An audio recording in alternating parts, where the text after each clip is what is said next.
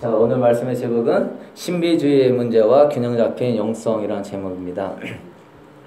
여러분, 기독교는 신비적인 종교죠. 네.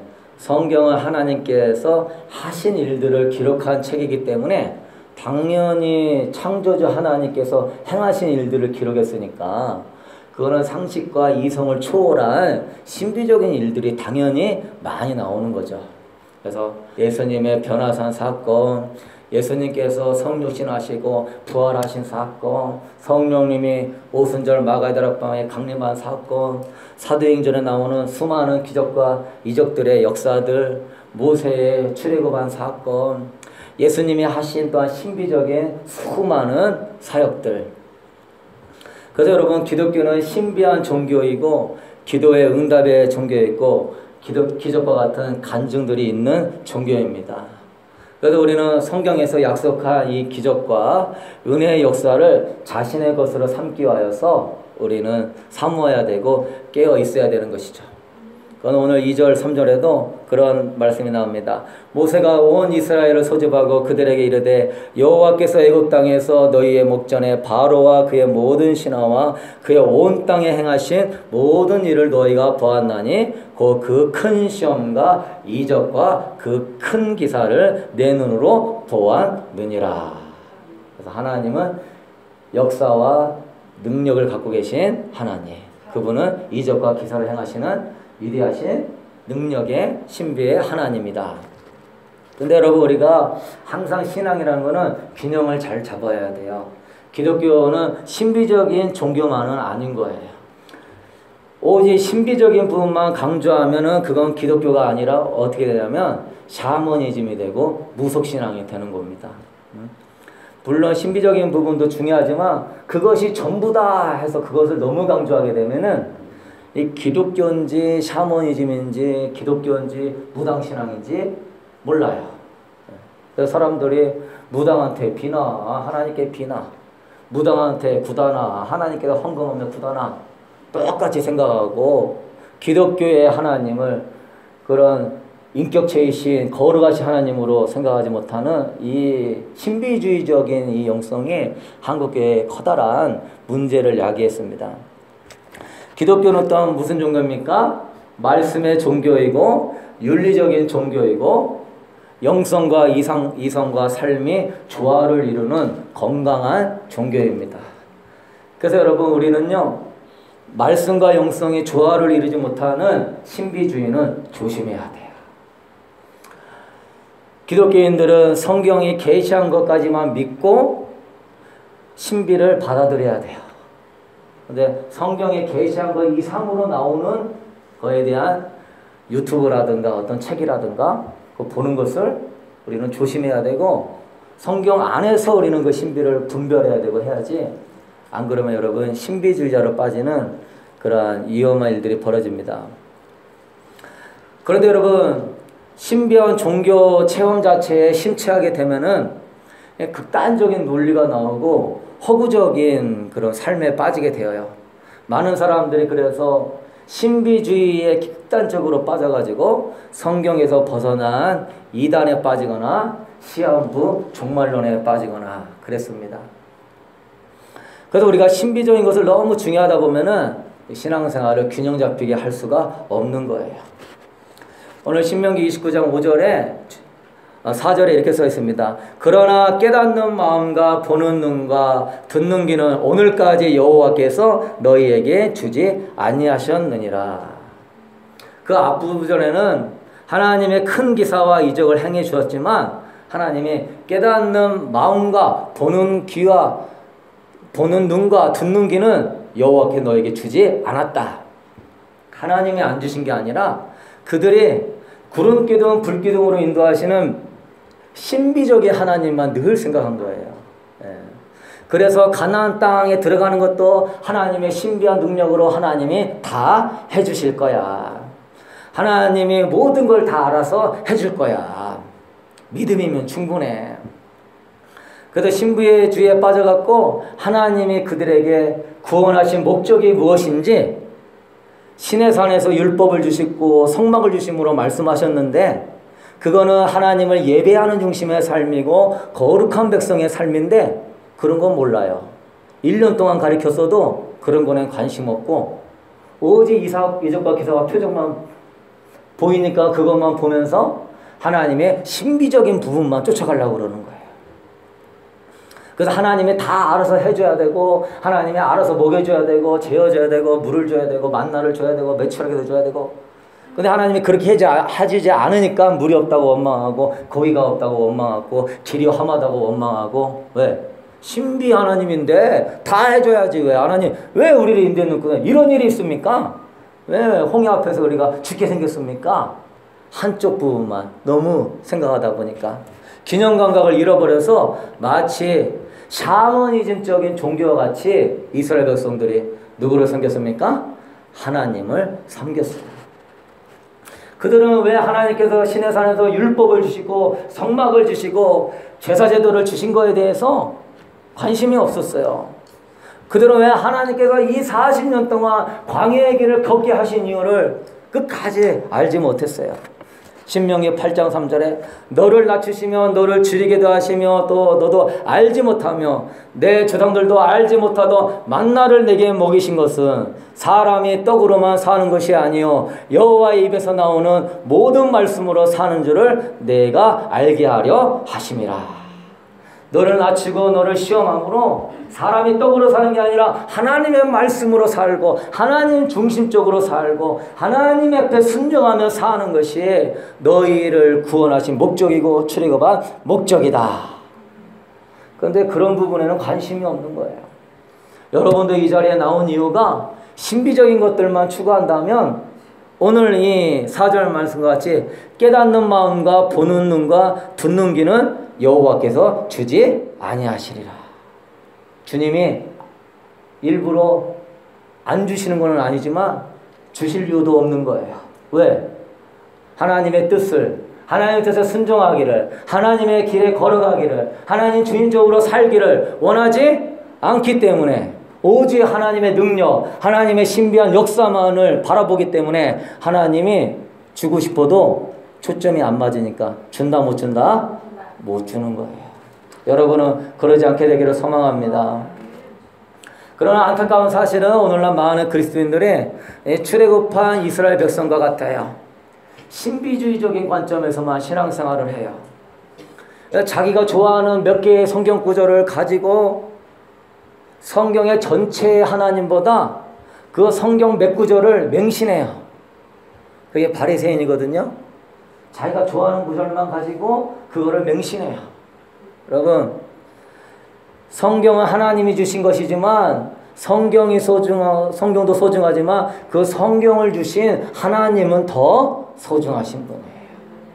그래서 우리가 하나님을 섬기기 위하여서 성경을 보는 것이지 하나님을 빼버리고 성경에서 그 구절이 내가 좋아하는 구절이니까 이걸 가지고 맹신하며 산다? 그러면 그것이 잘못하면 어떻게 됩니까? 내가 원하는 하나님, 내가 만든 하나님, 샤머니즘의 하나님이 나오는 거예요.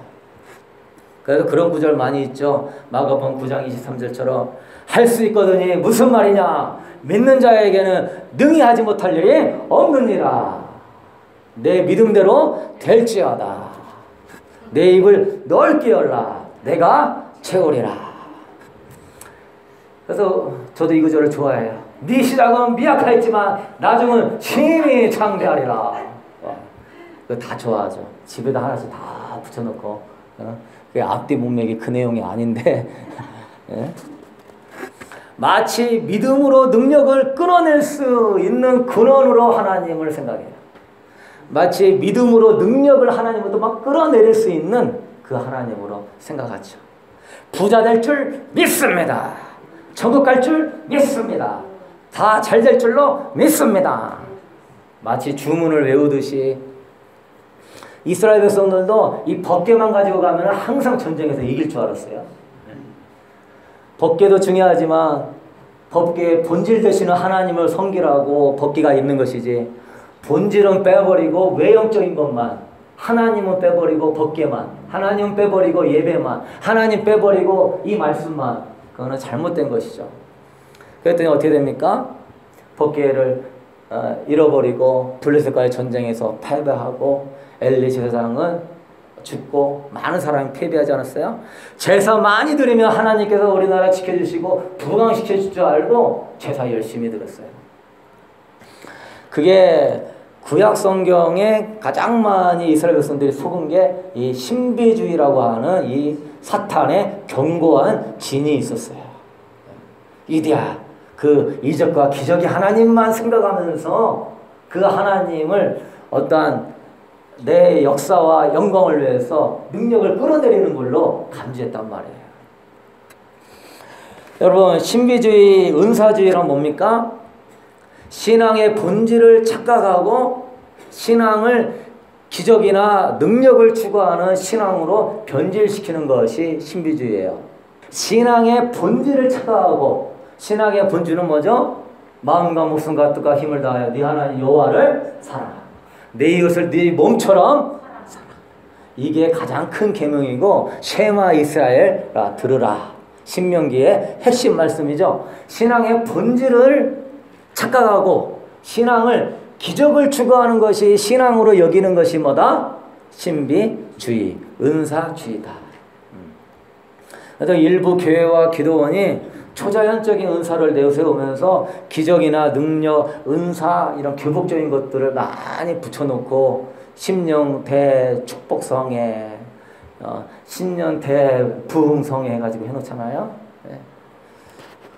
여러분, 부와 축복을 누리는 것이 신앙의 목표인 양 하나님을 섬기게 하는 거, 이게 신비주의고 은사주의고 기복주의예요. 부와 축복을 누리며 사는 것이 신앙의 전부인 양 여기면서 행하게 하는 것이 신비주의고 은사주의고 기복주의예요. 믿으십니까? 그게 바로 한국 교회를 쇠퇴시킨 주요 원인이에요.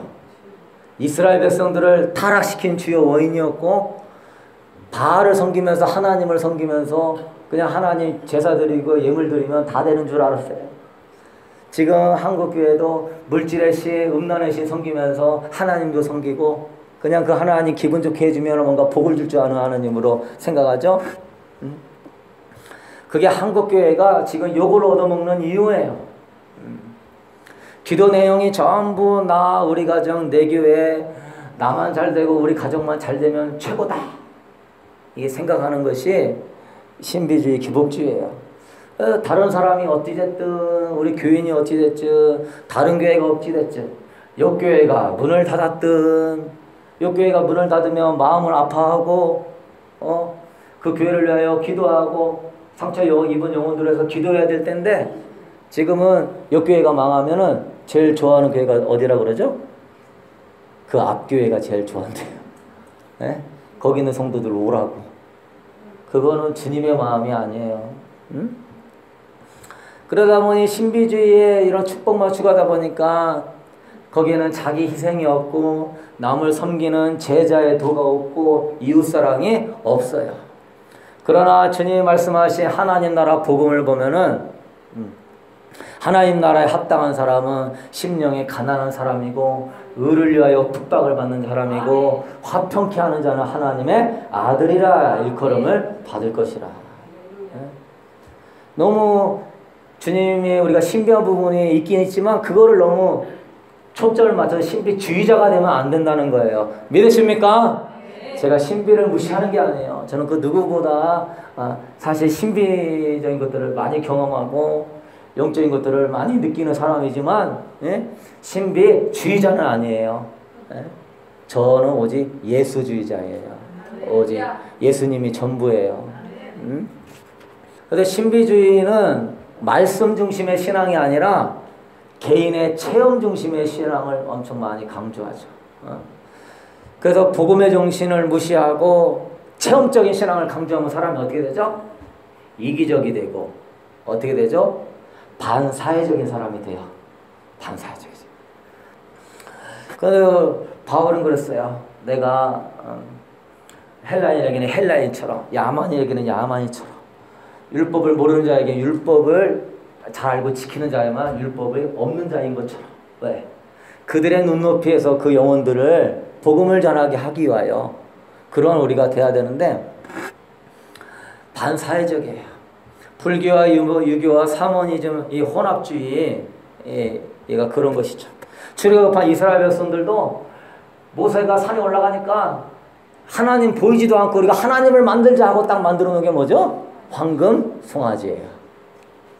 하나님이 황금 송아지예요? 근데 우리 하나님이래요. 왜? 샤머니즘이거든요. 애굽에 있을 때는 송아지 신이 최고거든요.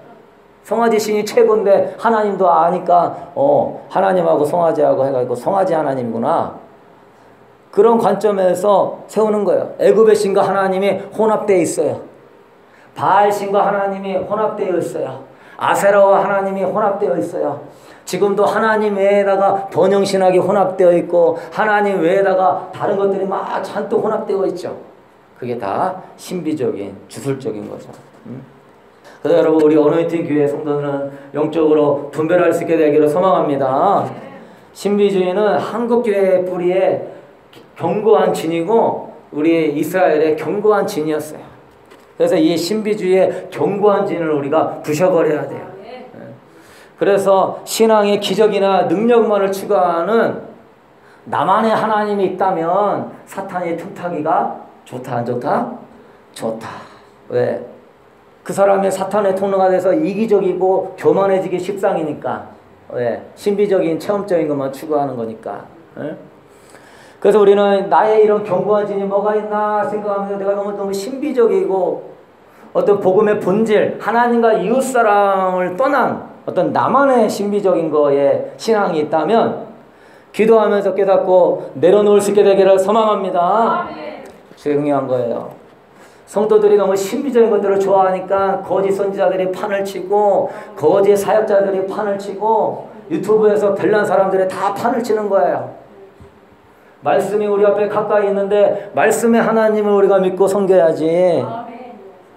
우리 손에 잡히는 게 말씀인데 그거를 벗어나고 왜 자꾸 그런 거를 침체하죠? 예? 말씀이 하나님인데 성도들이 신비적인 것을 좋아하니까 거짓 선지자들과 거짓 영들이 활발하게 역사하는 거예요. 저도 보면은 가급적이면 이런 영적으로 조금 깊은 내용이나 이런 거는 CD를 안 구워요. 예. 그래가지고 금요 예배 설교에 그런 부분이 아닌 거는 구워가지고 나눠드리지만 그런 부분인 거는 잘 안 구워요. 예. 예. 너무 그런 거에 또 심취할까봐. 너무 또 그런 것의 신앙의 본질을 잃어버리고 너무 신비적인 외적인 것에 치우칠까봐. 근데 참 희한한 게 뭐냐면 CD도 이렇게 구워가지고 조금 신비적인 내용들이 많은 CD를 제가 몇 번 갖다 놓은 적이 있었거든요. H마트나 팔도마트나 부안마트 갖다 놓으면요. 사람들이 그거 보고서는 제목이 뭐 신령하다 하고서는요 꼭 전화가 와요. 목사님 기도 한번 받고 싶습니다. 목사님 기도 많이 하시는 것 같은데 아유 제가 어느 말 근데요 복음적인 말씀 예수 중심으로 살자. 예수님 안에 우리 회개하고 거룩한 신부로 살자. CD하고 보통 말씀 중심의 CD만 놓거든요. 전화가 안 와. 자, 한 가지가 그런 것도. 예? 그러다 제가 뭐 유튜브도요 뭔가 신비한 내용으로 이게 제목이 딱 있잖아요. 사람들이 클릭하고 조회수가 기도파 뭐 적그리스도 막 666 무슨 뭐 세계정부 막 이런 거 해야 돼. 예? 또 이 시대의 패러다임에 그런 거 사람들이 뭐가 좋아하는가 알아가지고 그런 것만 연구해갖고 올리는 목사님들도 있어요. 근데 저는 그렇게 안 해요. 왜? 신비적인 것이 중요한 것이 아니라 하나님 말씀 안에서 예수 중심으로 예수가 제일이고 예수를 위하여 살고 예수로 충만한 우리가 될 수 있게 되기를 소망합니다. 우리 교회는 말씀으로 돌아가기를 소망해요. 오직 예수님으로 돌아가기를 원합니다. 에베소 4장 13절 우리가 다 하나님의 아들을 믿는 것과 아는 일에 하나가 되어 온전한 사람을 이루어 그리스도의 장성한 분량에 충만한 데까지 이르리니 하나님의 아들이 나를 위해서 무슨 일을 했는가? 십자가의 도와 그의 죽으심과 그의 부활과 그의 심판과 믿는 것만 중요한 도의 초벌을 버리고 뭐에 하나가 되어 믿는 것과 아는 것을 그리스도로 충만하고 그리스도와 교제하고 그리스도를 닮아가고 주님이 내 안에 내가 주님 안에 있어서 믿는 것과 아는 일에 하나가 되기 위하여 말씀과 주님을 추구하는 여러분 될 수 있게 되기를 소망합니다. 그러면 최고예요. 여러분이 예수가 전부가 되고 여러분을 쫙 짜내면은 예수만 나오면 그걸로 최고인 거예요. 요한복음 17장 3년도 영생은 곧 유일하신 참 하나님과 그가 보내신 자 예수 그리스도를 아는 것이니이다. 영생은 예수 그리스도를 아는 거예요. 기노스코 부감독처럼 친밀하게 아는 거예요. 그때 주님이 심판하실 텐데 심판 때 내가 너를 뭐한다? 안다. 친밀한 관계로 안다. 내가 이 세상에서 주님과 친밀해야 심판받을 때도 주님이 너를 뭐한다? 안다.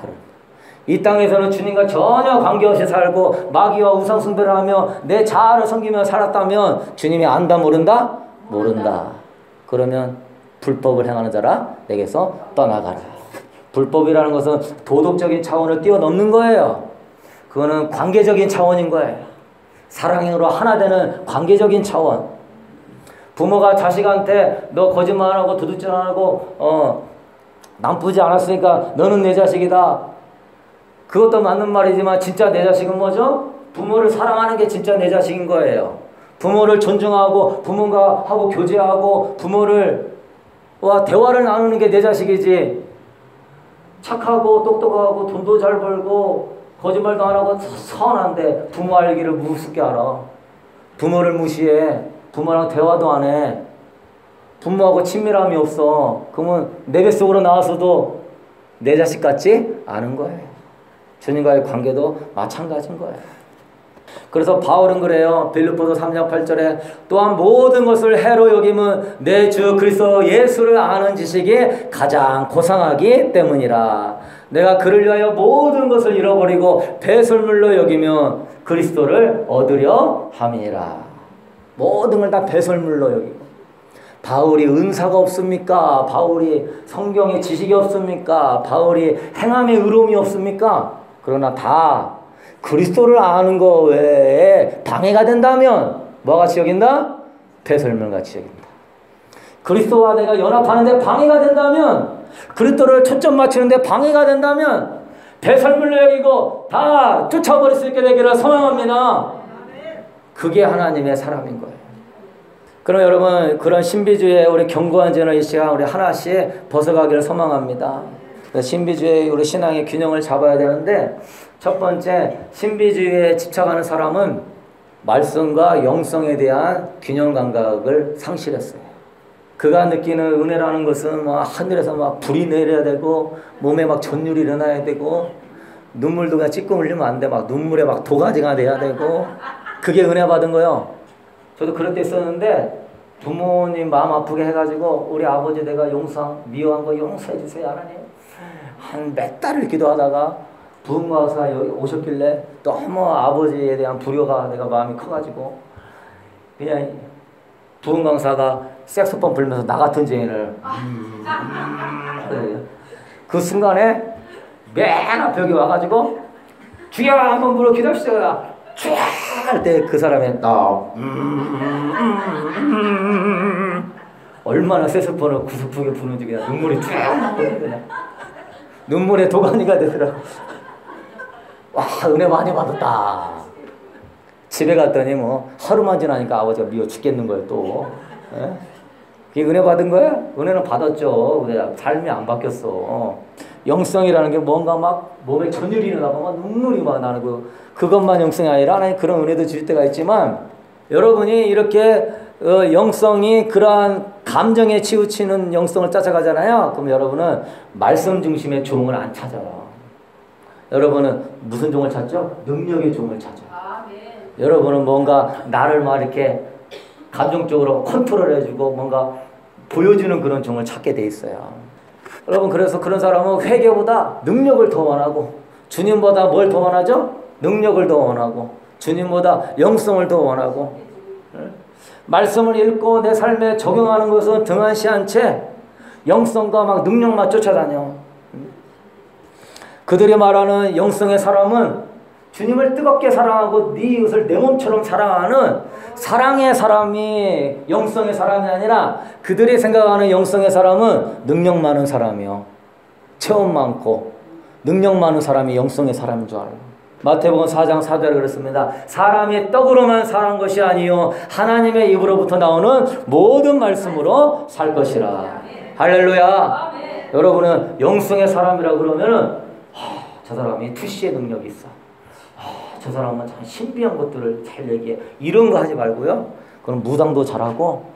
근데 조금 이렇게 촉이 있는 사람은 하나님이 안 알려줘도 얼굴만 보도 알아. 저 사람 오늘 슬프구나. 저 사람 오늘 마음 아프구나. 저 사람 뭐 집안에 안 좋은 일 있구나. 보기만 해도 알아. 예? 그걸 막 그것처럼.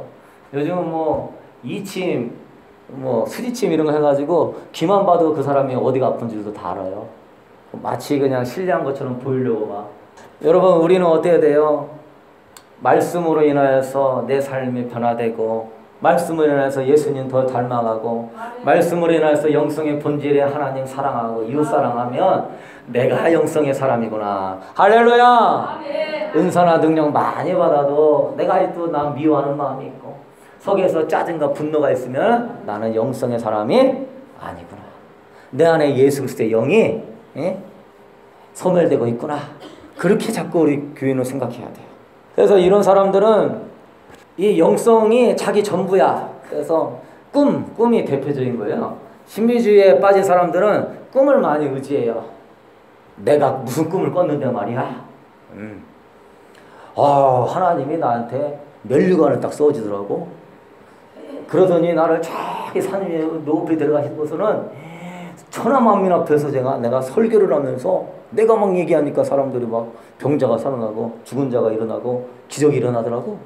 에? 그래서 꿈이 자신이 뭔가 대단한 사람이 된 것처럼 착각하게 만들어요. 자기만 의로운 척, 자기만 깨끗한 척, 그래서 교만하게 만들어요. 결국은 여러분 말씀을 의지해야 되고 예수님을 의지해야 되는데 그 사람은 뭘 의지하고 있죠? 꿈을 의지하고 있어. 꿈을 의지한다는 것은 그 사람이 말씀 중심의 사람이 아니라 뭔 중심의 사람이죠? 신비주의로 가고 있구나. 왜? 여러분이 꾸는 90% 인상이 다 개꿈입니다. 그렇기 때문에 꿈의 90% 이상이 다 개꿈일 거예요. 천국과 지옥을 갔다 왔다는 사람도 90% 이상은 마귀가 보여준 거 다 보고 온 사람들이에요. 마귀도 자신을 광명의 천사로 가장하고서 다 사람들을 미혹하거든요. 사탄이 얼마나 꿈으로 역사하는 줄 알아야 돼요.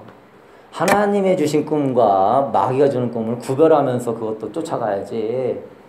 그냥 마귀가 주는 꿈, 또한 내가 뭔가 뭘 영화를 보고 책을 보면서 그걸 너무 상상하면은 그것이 꿈으로도 나오는.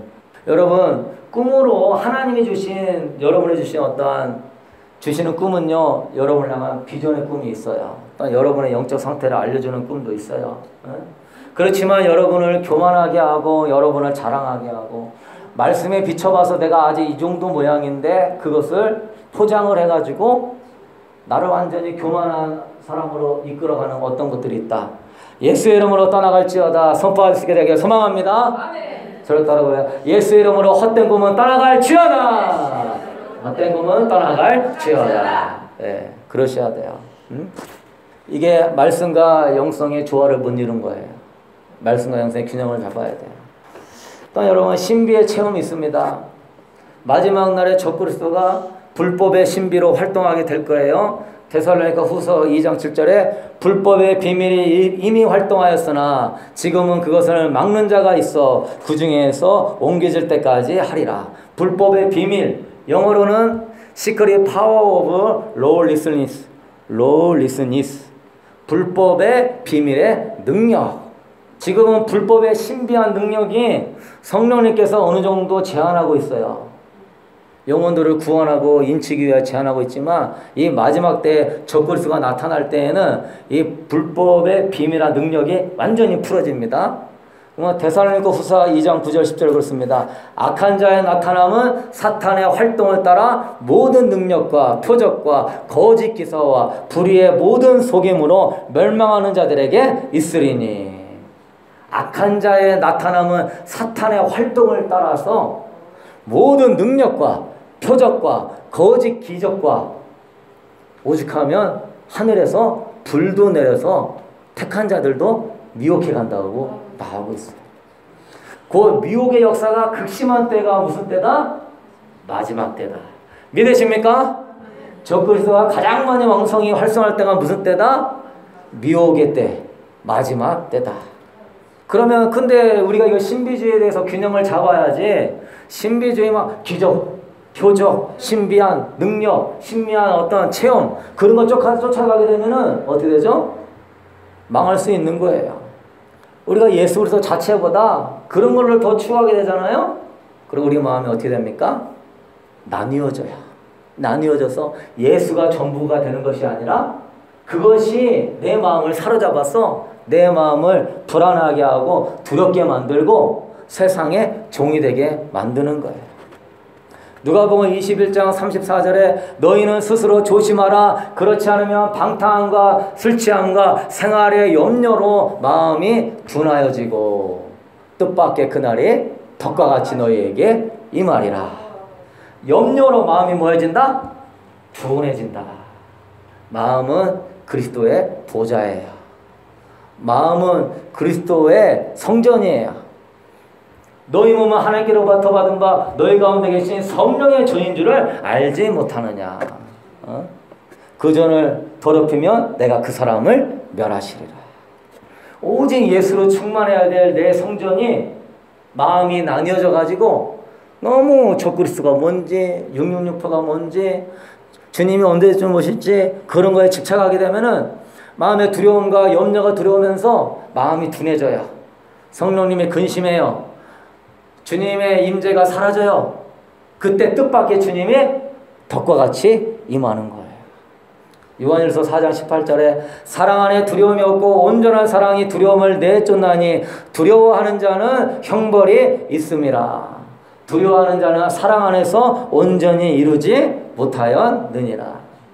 예수로 충만한 자는 두렵지 않습니다. 믿으십니까? 예수로 충만한 자는 담대해요. 예수님을 위하여서 불구덩이라도 들어가고 싶은 거예요. 예수를 쫓다가 본질의 신앙의 본질을 놓치고 신비로 깊게 나아가지 않게 되기를 소망합니다.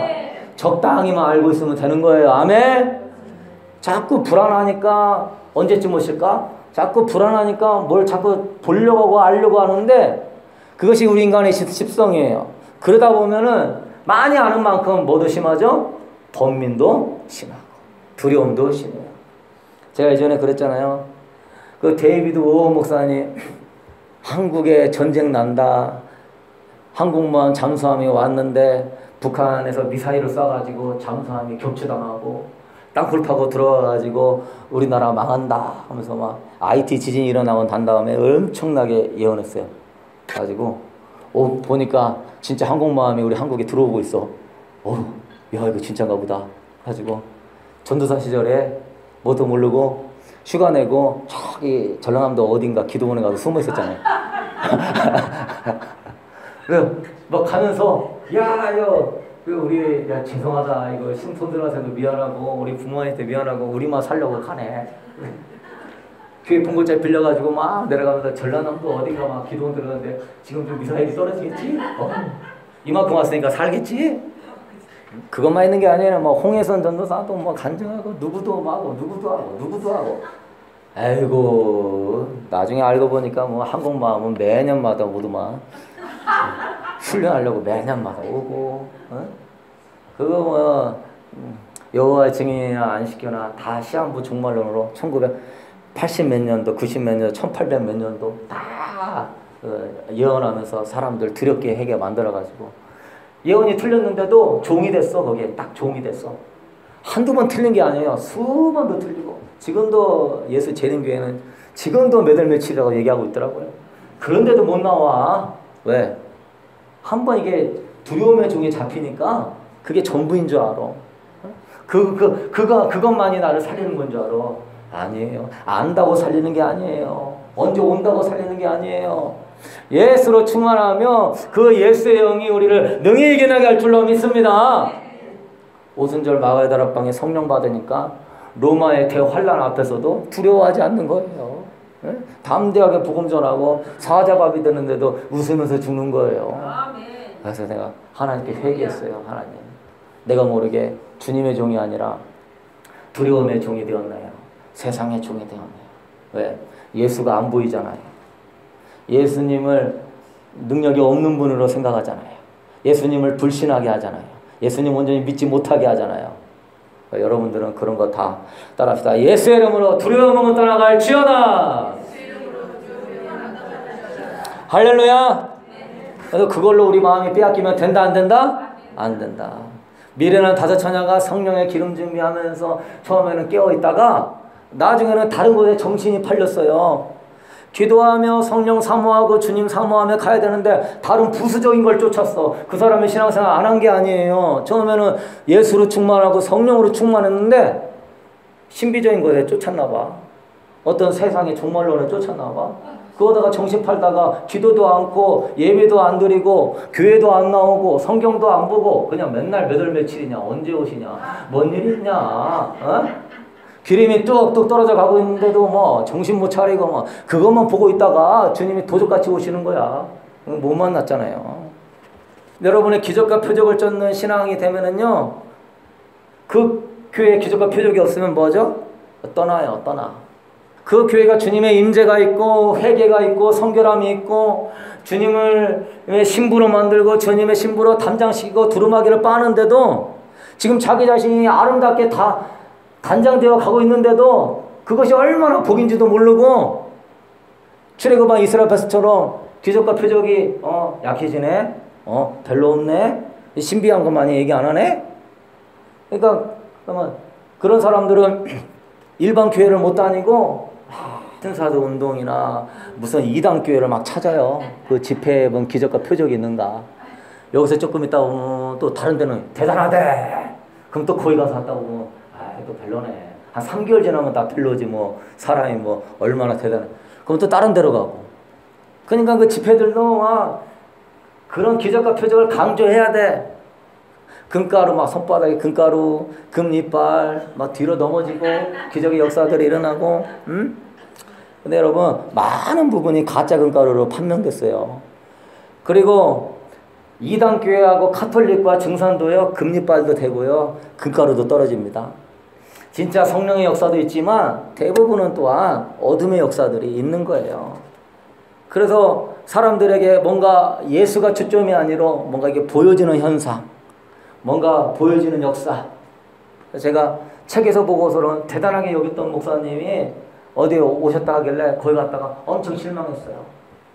주님의 임재와 주님의 기름 부음, 내가 주님을 더 알고 싶은데 주님의 임재와 기름 부음은 하나도 없고 예수님 얘기도 별로 안 하고 자기가 몇 살 때 무슨 기적을 행하고 몇 살 때 무슨 기적을 하고 몇 살 때 무슨 기적을 행하고 내 책을 보면은 뭔 내용이 있고 그래서 끝나고 가면은 사인해 줄 테니까 책 사라고 가지고 그 예배 끝나고 더 주님을 갈망하고 막 더 주님 만나고 더 주님으로 충만하게 채워서 가야 되는데 기도는 안 시키고 자기 얘기만 잔뜩 하다가 그냥 가는 거야.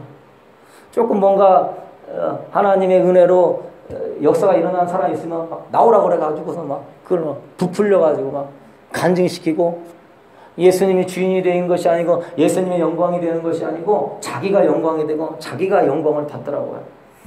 예수님보다 자기가 영광을 받는 자는 하나님의 심판을 받을 것입니다. 무서운 것이에요. 여러분은 분별할 수 있게 되기를 소망합니다.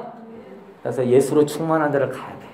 예수님을 만나는 거, 찬양을 통하여서, 말씀을 통하여서, 기도를 통하여서. 하나님께서요, 이 거짓 기적과 표적에 대한 미혹의 역사를 주시는 이유는 그런 것들을 좋아하는 자들을 심판하기 함이 유함이라고 데살로니가 후서 2장 10절에 써 있습니다. 이러므로 하나님이 미혹의 역사를 그들에게 보내사 거짓 것을 믿게 하시면 진리를 믿지 않고 불의를 쫓아하는 모든 자들로 하여금 심판을 받게 하려 하심이라. 네가 초점이 주님이 아니기 때문에 뭐한다?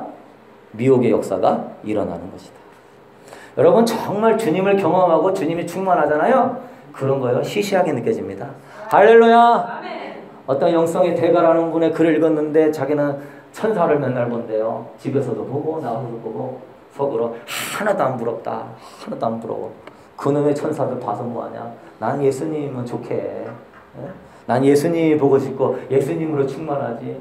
뭐 천사 이름이 뭐 키키고 또또고 뽀뽀고 뭐 여러분은 주님 하나면 족하고 주님 하나면 행복해야지. 아이고 저기 있으니까 부럽네. 저기 있으니까 부럽네. 이러지 않게 되기를 바랍니다. 우리 어노인팅 교회는 기름 부음의 은혜도 충만해야 되지만 말씀과 성령의 조화를 이루어야 돼요. 할렐루야. 은혜 받는 목적도 은사나 능력이 아니라 주님이 나를 통치하시기 위하여, 주님이 나를 다스리기 위하여, 말씀대로 살기 위하여, 하나님의 영광을 위하여, 내 이웃을 내 몸처럼 사랑하고 희생하고 섬기기 위하여, 겸손하고 낮아지기 위하여 은혜 받는 거예요. 할렐루야. 은혜 받다가 막 회개가 일어나면 감사할 줄 알아야 돼요. 맨날 회개만 시키냐? 언제 능력 받게 해줄래? 그런 분들이 있는데 회개가 곧 능력이에요. 주님으로 충만하면 주님이 모든 것을 이루실 줄로 믿습니다. 그래서 이 신비주의는 첫 번째 뭐의 균형이 없다? 말씀과 영성에 대한 균형이 없다. 말씀과 영성의 균형을 잡아야 되는데 영성적으로 너무 치우친다. 그러니까 이 마지막 때가 미혹의 역사가 심하고 예수의 역사가 창궐한 거예요. 왜? 말씀의 균형을 못 잡으니까 맨날 신비하고만 쫓아다녀. 어떻게 하려고 그럽니까? 두 번째는요, 은혜와 사명에 대한 균형이 없어요. 베드로가 변화산에서 예수님을 보고 감탄하다 초막사를 짓고 여기서 삽시다. 지금 받은 은혜에 머물고 싶어서 사명을 망각한 거예요. 예수님이 변화산에서 신의 아들의 모습을 보여주신 이유는 하나님의 아들을 믿게 하기 위하여서 믿음을 굳건하게 세우기 위함이지, 앞으로 환난 가운데도 믿음이 흔들리지 않도록 은혜를 주시기 위함이지, 그 사명 잃어버리라고 변화산에서 초막 짓고 살자고 주님 그거 보여준 거 아니에요. 그래서 하나님께서 여러분에게 달란트를 줬어요. 재능을 줬어요. 직업적인 소명을 줬어요. 뭐 하기 위하여서? 하나님 나라를 세우고자 원하여서. 그런데 은혜만 쫓으면 그거를 뭐한다? 망각한다. 세상의 빛과 소금의 역할을 하지 않고 신비적인 것만 쫓고 변화산에서 내려오지 않으려고 한다면 세상 사람들이 그 모습을 보면서 뭐라고 말하겠죠? 광신도다.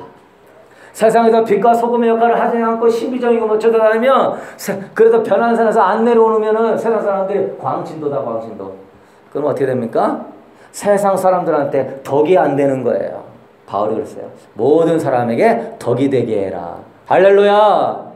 요즘도 전도하려고 하면 불신자들이 그런 말을 해요. 교회 다니면 폐가 망신이요. 교회 가지 마. 옛날에는 안 그랬어요. 교회 다니면 착해져. 아들아 너라도 교회 다녀라. 예수 믿으면 참 사람들 착하더라. 요즘은 하도 막 신비적인 거 막 쫓아다니니까 뭐 어디 기도원에서 뭐 전재산을 날렸느니 뭐 기도받다가 다쳤느니 뭐 했느니, 그리고 맨날 몇월 며칠 해댔으니까 직장도 그만두고 그냥 몇월 며칠 해댔으니까 사람들이 교회 가지 마, 교회 가지 마. 교회 가면 광신도 돼, 광신도 돼. 영성과 이성의 균형이 없이 신앙생활 하다 보니까 하나님의 영광이 땅에 떨어지는 거예요. 그 광신도 돼 그 말은요, 무속신앙 다닐 때나 하는 얘기예요. 근데 무당에게 빠진 사람하고 똑같이 교인들을 취급한다니까요.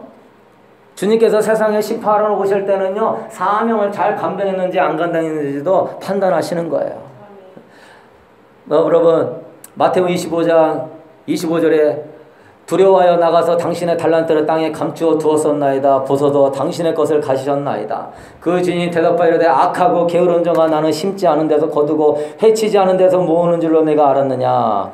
그러나 네가 마땅히 내 돈을 취하는 자들에게 맡겼다가 내가 돌아와서 내 원금과 이자를 받게 하였을 것이니라 하고 그에게서 그 한 달러에서 빼앗아 10달란트 자에게 주라. 슬피 울며 이를 갈미 있으리라. 슬피 울며 이를 가는 곳은 어디죠? 지옥이죠. 믿는 자에게 달란트를 줬는데 그걸 감당하지 못할 때 주님은요, 세상 사람들은 심판을 안 해요. 이미 심판이 안 믿는 것이기 때문에 끝난 거예요. 그러니까 예수님도 죽은 자들로 죽은 자를 장사하게 하고 이미 끝난 거예요. 너는 나를 따라라. 믿는 자들의 심판을 하는데 사명을 주신 거에 대해서 주님이 달아오시는 거예요, 여러분. 그러니까 여러분, 은혜와 사명의 균형 감각을 가지고 은혜 받아서 주님의 사명 감당하기 위해서 충성을 다할 수 있게 되기를 소망합니다. 그래서 주님이 심판할 때 잘하였도다 착하고 충성된 종아 내 주인의 즐거움에 참여할지어다. 주인님이 주인이시고 우리는 종이에요. 비유가 많이 있는데 하나님은 아버지시고 우리는 자녀이면서 주님은 주인이고 우리는 종이에요. 여러분 세 번째 신비주의에 집착하는 사람은 믿음과 행함에 대해서 균형이 없어요. 성도들은 그냥 돈 벌고 병 낫고 축복받고 신비적인 거 카리스마적인 설교를 좋아해요. 예수님 잘 믿으면 돈 벌고 복 받고 출세한다. 믿는다는 말은 수시로 많이 얘기하면서 도대체 믿는 것이 뭔지를 안다 모른다? 모른다. 그걸 모른 채 살다 보니까 삶의 변화가 없고 그냥 샤머니즘적으로 의타적인 신앙을 가지고 그거에 젖어가지고 믿으면 돈 부자 되고 믿으면 잘 되고 믿으면 복 받아. 그렇다 보니까 이런 얘기 듣죠. 저 사람은 신앙은 좋은데 삶은 안 좋아. 이런 얘기 많이 해. 저 사람은 신앙은 좋은데 인간관계는 안 좋아. 그 말이 모순이에요. 신앙이 좋으면 인간관계도 좋고 신앙이 좋으면 삶도 좋은 거예요. 그래서 그런 말이 있어요. 목회자를 알려면 부인을 봐라. 사모님을 보면 목회자를 부인다. 얼굴이 시커매가지고 막 인상 쓰고 안 봐도 비디오요. 목사님하고 사모님의 관계가 지금 어떠한지 그분의 영성이 지금 삶의 영성이 어떠한지 막 죽여주시옵소서 하나님 언제까지 내가 울면서 내가 응? 그래서 목회자를 보려면 사모님의 얼굴을 보고 여러분을 보려면 여러분의 배우자를 보고 응? 친구들을 보면 안다는 말이 있어요. 응? 왜 신앙이 좋은데 관계는 안 좋아? 이거는 말이 안 되는 거죠.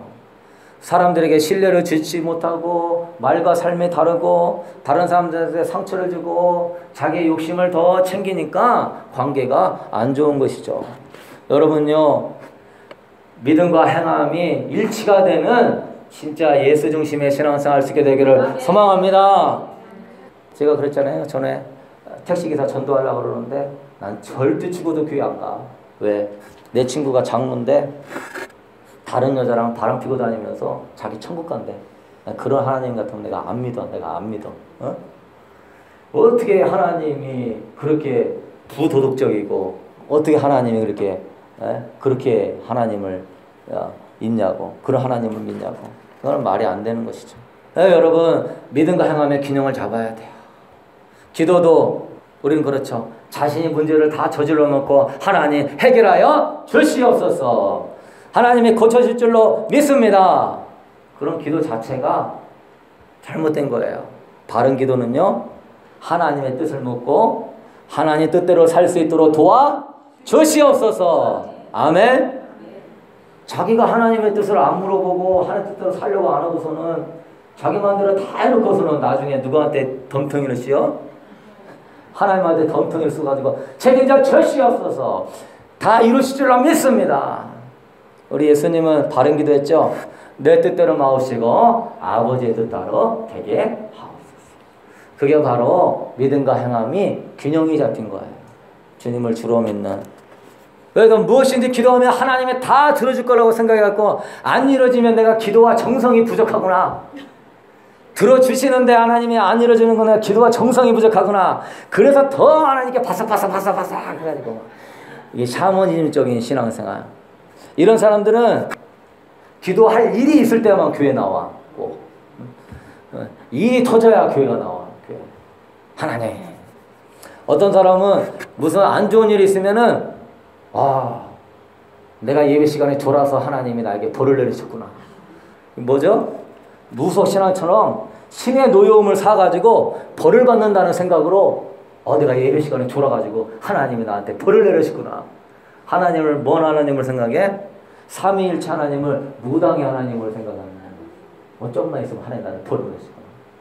뭐가 좀 교회 안 다니다가 어려운 일이 있으면 하나님께 가가지고 기도하고. 샤머니즘. 헌금을 많이 내면 축복을 줄 줄로 막 생각을 해.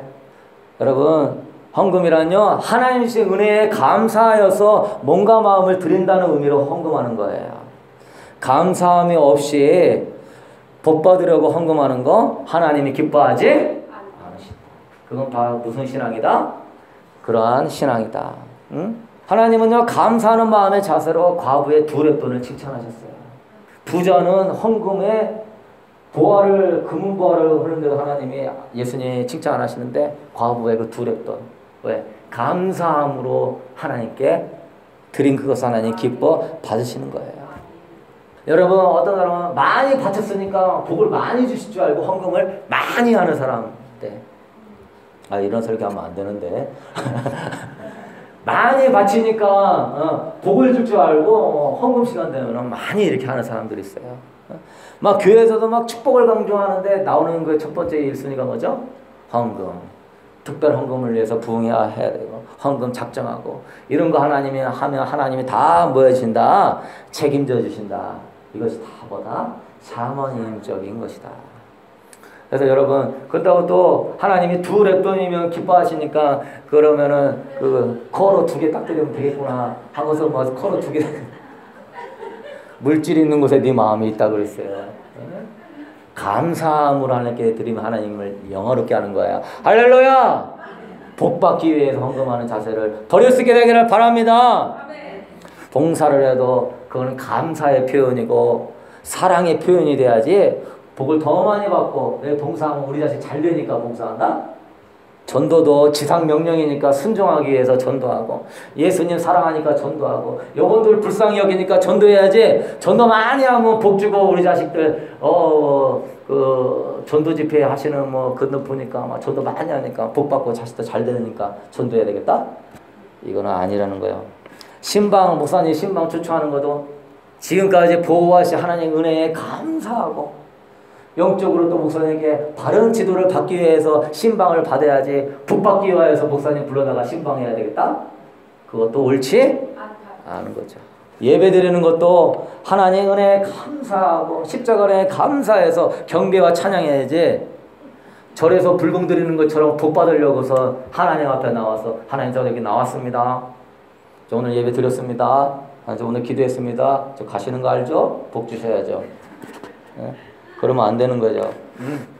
여러분 복음의 본질은요 뭡니까? 사람을 변화시키는 거예요. 내가 주님 닮아가는 거예요. 거룩해지는 거예요. 여러분 복 받는 것이 우리 신앙의 목적이 아니라 죽음과 고통과 절망 앞에서도 그분의 신격을 신뢰하며 감사할 줄 아는 사람이 신실한 그리스도인 줄로 믿습니다.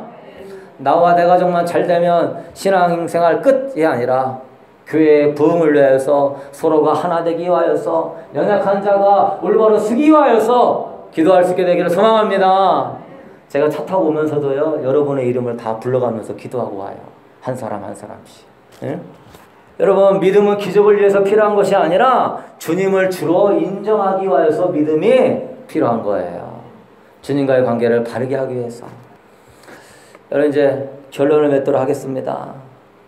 그래서 어떤 사람은 자기 자신에게 돌아볼 줄 알아야 되는데 다 마귀의 역사라고 그러고 그냥 다 내가 축사를 들여서 그렇다 그러고 내가 보혈 기도를 세게 안 해가지고 그렇다 그러고 내가 예수 이름의 기도를 세게 안 해가지고 지금 마귀가 역사한다 그러고 그런 기도도 중요하지만 또 중요한 건 뭡니까? 내가 지금 악한 영에 틈타고 있는 내 자신도 볼 줄을 알아야 되는 것이죠. 자기 자신이 지금 악한 영에 틈타면서 악한 영의 역사에 동참하는데 그냥 남의 탓이고 기도를 안 해서 그런 것이고 뭐가 있어서 그런 것이고 그러면 안 되는 것이죠. 여러분 마태복음 7장 21절 이하에 신비주의에 빠져 균형을 잃어버린 사람들에게 주님이 아래같이 말씀합니다. 나더러 주여 주여 하는 자마다 다 천국에 들어갈 것이 아니요 다만 하늘에 계신 내 아버지의 뜻대로 행하는 자라야 들어가리라. 그날에 많은 사람이 나더러 이르되 주여 주여 우리가 주의 이름으로 선지자 노릇하며 주의 이름으로 귀신을 쫓아내며 주의 이름으로 많은 권능을 행하지 아니하였나이까 하리니 그때 내가 그들에게 밝히 말하되 내가 너희를 도무지 알지 못하니 불법을 행하는 자들아 내게서 떠나가라 하리라. 여러분 기독교는요 당연히 신비적인 종교예요. 주님과 연합해야 되고 기도의 능력이 있어야 되고 성령님과 동행하심과 성령의 인도하심 가운데 우리가 살아야 돼요. 그러나 여러분, 거기까지예요. 신비주의 요소에 너무 집착해가지고 말씀과 영성의 균형을 잃어버려서 예수 그리스도를 닮아가는 것이 목적이 아니라 어떤 신비적인 것이 목적이 되지 않게 되기를 바랍니다. 은혜와 사명의 균형을 못 잡아서 은혜 받는 것도 좋지만 주님이 은혜 주시는 거는요, 너도 빚진 자의 마음으로 사명을 감당하라고 주신 거예요. 믿음과 행함의 균형을 잡아서요, 주님을 믿는 신앙으로 이제 우리가 주님을 주대심의 삶을 사는 여러분 될 수 있게 되기를 소망합니다. 그래서 우리 성도님들은 이 말씀과 영성의 균형을 잡아가지고, 지금 그것의 균형을 못 잡아가지고 헤매이는 사람들이 한둘이 아니에요. 여러분의 균형 잡고, 그래서 우리가 신비적인 하나님을 섬기지만 우리가 그분의 말씀에도 순종하며 그분의 길을 걸어가며 좌우를 분별치 못하는 사람들에게 하나님의 균형 잡힌 영성으로 잘 인도하여서 정말로 영과 혼과 육이 하나님 앞에 거룩하고 하나님 앞에 아름답고 하나님과 사람들 앞에 인정받고 사랑받는 하나님의 사람 될 수 있게 되기를 소망합니다.